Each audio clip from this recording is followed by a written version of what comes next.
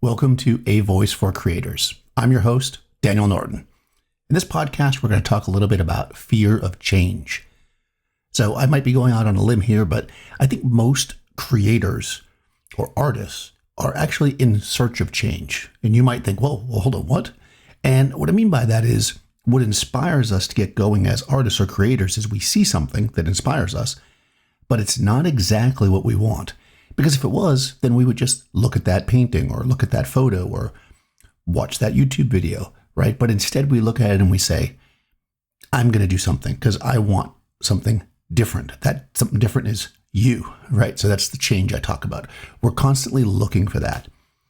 But as we get going and as we find success, usually, we tend to change less and less because we're trying this, trying that. This works. Ooh, success. This works. This gets us likes. This gets us money.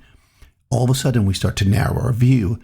And when we've been doing this for a while, our view can become very narrow. Of course, this can relate to style, which we talk about a lot here. This seems to be a major theme in this podcast, so much so that I'm actually putting together an online course about developing your own style to help people do that. But that's in the early stages, so I'm not going to talk about it too much here. If you are interested in that, though, reach out to me. My email is in the show notes, and we can get you on the list for when that happens. But back to the main topic. As I say, when we are creators, we are making change. That's basically what creation is. Something has to change in order for you to create something new. But we do start to find ourselves going down these paths, and it can be tricky to make a leap, right? We see something that seems like it might have potential, but it's so far out of what we're doing that it's like, ooh, that's a major risk. I might fail. I don't have the resources. I'm not here. So you just leave it be. And then a few years go by and you look back and you're like, man, I kind of wish I had done that. This is almost the opposite of the fear of missing out, right? This is well, I don't know if I should change because this is working for me right now. This is paying my rent. I see other people are doing this, but this is working for me, so I shouldn't change. And I'm not saying that we should just automatically change whenever something new comes along, because there's plenty of stuff that we don't want to do or we shouldn't get involved in because, things are always happening. People are always testing the water. New trends come and go. But we do want to keep ourselves open to this. And really, how can we do this? That's what I want to talk about. So like I said, we are the bringers of change as creators. But oftentimes, once we get into our path, we see change and we're, that old man sitting on the front porch yelling, our kids these days, instead of looking at it and saying, maybe this is something we can embrace.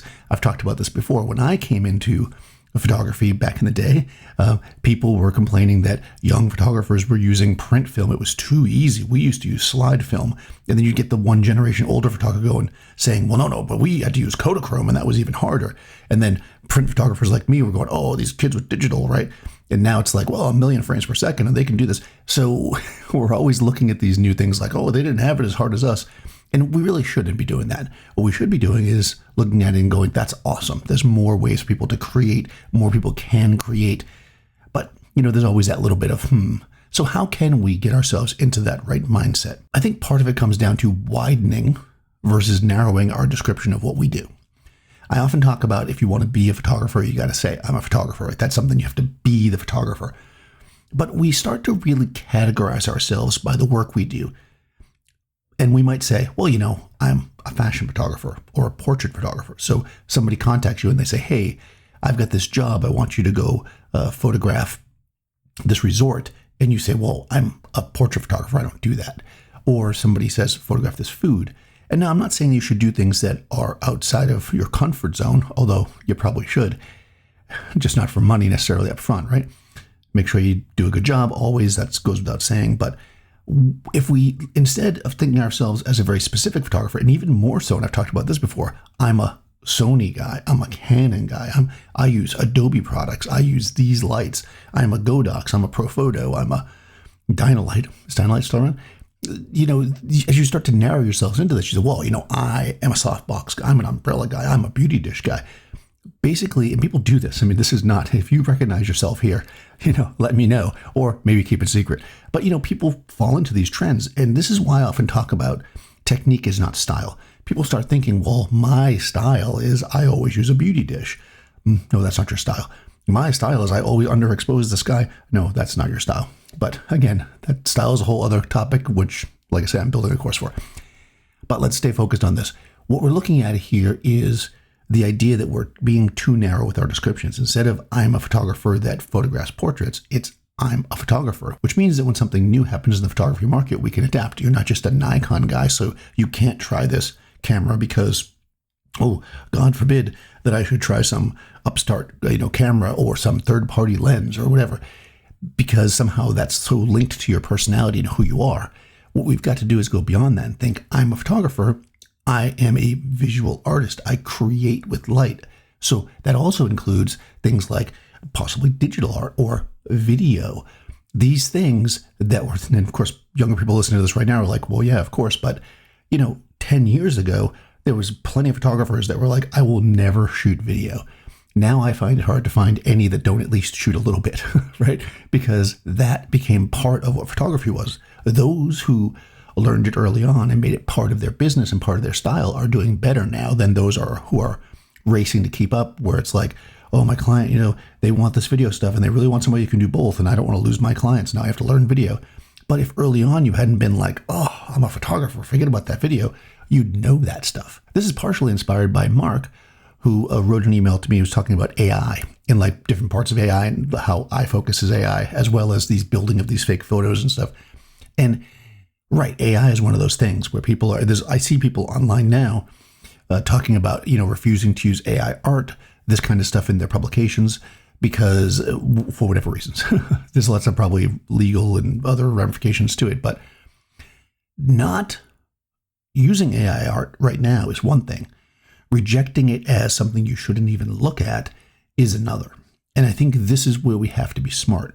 We have to look at new things coming into the industry. And I joke about this all the time, that when I was younger, somebody, a photographer I worked for, got an inkjet printer. And this was relatively new technology. And they were like, I'm printing my photos on inkjet. And, you looked at it and it was like, oh God, like compared to a real photo, it didn't look good. It was amazing compared to, let's say, a laser printer on regular paper, but it was not that good. And I remember saying to myself, oh, I would never use inkjet photos in my portfolio. Well, jump forward 5 or 6 years, and of course I had a large, $1,500 or whatever it costs inkjet printer, and I'm printing all these because the technology shifted. And me completely rejecting it at first, luckily I got on before it was it can never be too late, but you know what I'm saying? Luckily, I got on board. I was only rejected for a minute.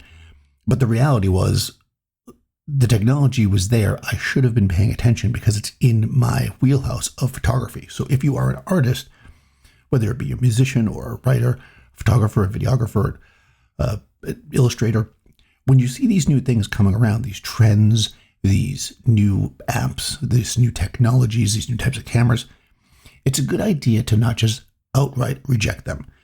Because if we widen our scope and say, we are a photographer, not just a fashion photographer, and then we widen our scope and say, we are a visual artist, not just a photographer, and then we widen our scope, we just say, we are a creator. And you see that those steps, and I'm not saying that you do it one day, one the next day, over time, right? This is where I come from. I was a fashion photographer. I would have defined myself, people would have defined me as a fashion photographer for many, many years. Then I realized, I'm a photographer. I also love to take portraits. I love to create other things. So I'm more than that. Then I started looking into video and other things. I became a visual artist. I create with light. I create things for people to look at. And by the way, my actual college degree is in visual art. So it's kind of funny. And eventually I started to define myself as a creator. This has allowed me to stay relevant, I think, in the market and change with it. Could I have stuck with just shooting fashion? Sure. Would I have had some of the amazing opportunities I've had? No, I wouldn't have. Whether or not I'd even still be shooting, who knows, right? Because markets are fickle. If you limit yourself to one thing, it's going to be tricky. I read this quote the other day, I can't remember where I saw it, where they talked about, they said, if you are a book publisher, every problem looks like a problem that needs a book. And that's not always the case, right? If you're a photographer, every problem looks like a problem that requires photography, where it might actually require video or mixed media. There's so many options to us. We need to expand. And if you're very focused right now on just photographer, I'm not saying jump out there and just say creator. What I am saying is maybe expand your range. Try different types of photography. Maybe try motion picture, video for the kids, and see how that works with you. So I've got a couple of examples. One that's a direct example of somebody I know, and another example is more of a wide example to show you how things change. Okay, so one of my studio mates was a fashion photographer in like the 80s. So when I was just a baby, right? He was a fashion photographer.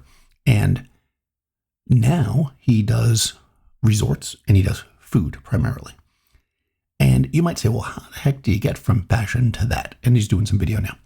Well, what happened was he was working as a fashion photographer and somebody liked his work and they presented to him, hey, can you come shoot this thing for this resort?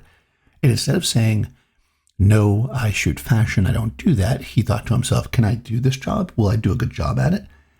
And he answered yes, and he went and he did the job. And he did do a good job at it. And then he got another job like that. And then he got another job like that. It turns out he really liked doing that. And as part of the resort jobs, he wasn't just shooting beautiful models posing in the rooms and stuff. He was shooting food. He was shooting interiors. He was shooting landscapes, expanding his horizons. And through this, he realized he really liked shooting food, to which he did more and more commercial food photography. And now that's a big part of his business. So because he wasn't just, I'm a fashion photographer, but instead he was open to whatever happened, he is now somebody who does a lot of different projects. So by not being so focused on I'm only a fashion photographer and rejecting all the other jobs, he was able to actually shape and shift his career to where it is today. This has nothing to do with me, but I was just watching something about this, and it's that time of year. If you guys follow my Patreon, a link in the show notes, I post sometimes pictures in there, like private pictures, if you will. And I was shopping and I saw the General Mills Halloween cereals. So these, if you don't know, if you're not in the US, maybe you don't have them other places. I don't know, actually. They have these series of cereals. I guess they come out in the 60s, really. And they have like monsters on them, like Count Chocula, Frankenberry. And these cereals, when I was a kid in the 80s, were just regular cereals. They were always available. There was tons of cereal available. Those kind of cereals, what my mom used to call sugar cereal.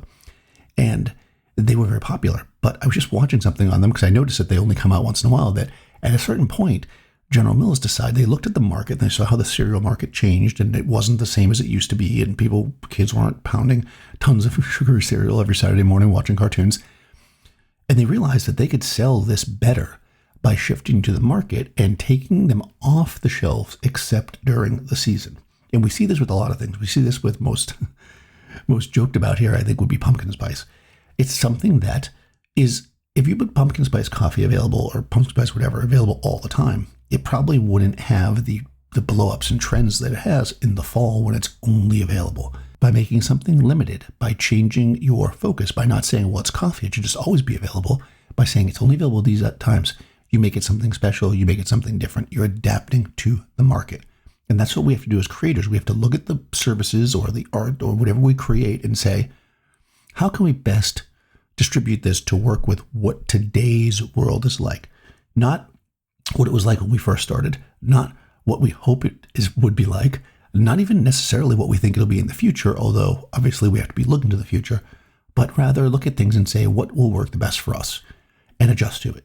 Don't look at the change as, oh, this is terrible, but rather this is an opportunity. Okay, so back around to photography again, I'm just going to finish up by saying that I'm not saying that you should jump on every trend, and I'm not saying that you should avoid every trend. What I'm saying is let's be more open. Instead of narrowing our worldview by saying, I'm a X photographer, whatever it might be, start to open up your mind to it. Don't make giant jumps. Don't go from I only shoot people photography to now I'm doing a food video, right? Like that would be a complete jump. But maybe add a little video to your people photography, or maybe add a little bit of food to your photography. And then you can eventually spread out little by little to move into these different areas, and it will feel very seamless and you won't have that sudden jolt. I would love to hear your stories about this kind of stuff. If you want to reach out to the show, you can email me at avoice@dnphoto.com. You can attach a voice message and I'll play it here on the show, or you can send me an email and I'll read it, or, summarize it as I've done in the past. The other thing I love to read is reviews. If you have not yet, please jump onto your favorite podcatcher and give the show 5 stars, as well as write a review. And here's one now from Pat. Advice, 5 stars. I'm always thankful when I find gems like this podcast. I don't have a strong art/photography community in my area, so Daniel's podcast really helps me feel connected again.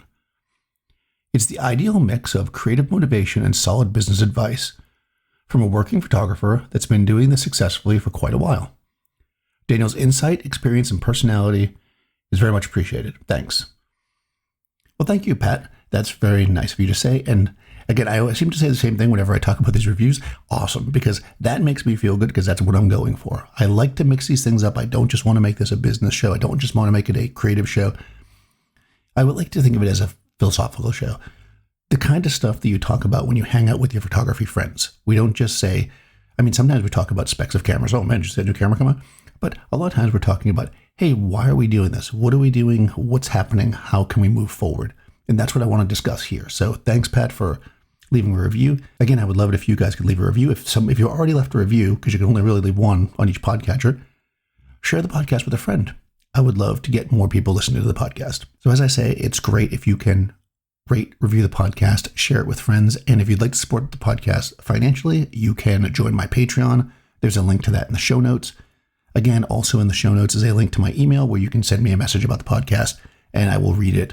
Again, you could attach a voice message. I'll play that as well. In any case, I'll talk to you soon.